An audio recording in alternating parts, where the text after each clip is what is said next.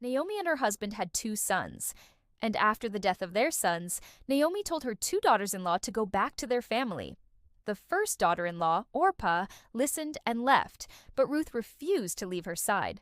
When Naomi reached Bethlehem, she heard people in the town square talking about a woman who had lost both her husband and sons. She was so ashamed that she wanted to cover up with a veil. But an older woman said, "Don't cover up, Naomi. We've heard about you. Come, let's go home together." So they went home together. The next day, Naomi told Ruth to go out into the fields to gather grain. While Ruth was gathering grain, she noticed that it was the field of Boaz, who was a rich landowner and a relative of Naomi's late husband. That night, Naomi told Ruth to go back to Boaz's field tomorrow. She would be able to pick some grain so that she could take some home for her and Naomi to eat. So the next day, when Ruth was gathering the grain, she saw that it was Boaz himself who was giving the orders. When he found out that it was Ruth, he called her over and gave her even more grain to gather. He also told his workers to give her some of the grain that they were gathering.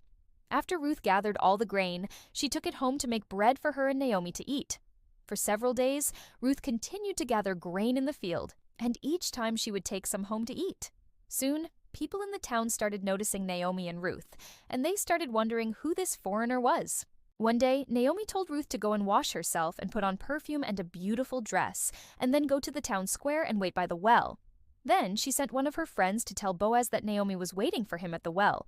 When Boaz arrived at the well, Naomi asked him, "Would you be willing to marry Ruth and become her husband?"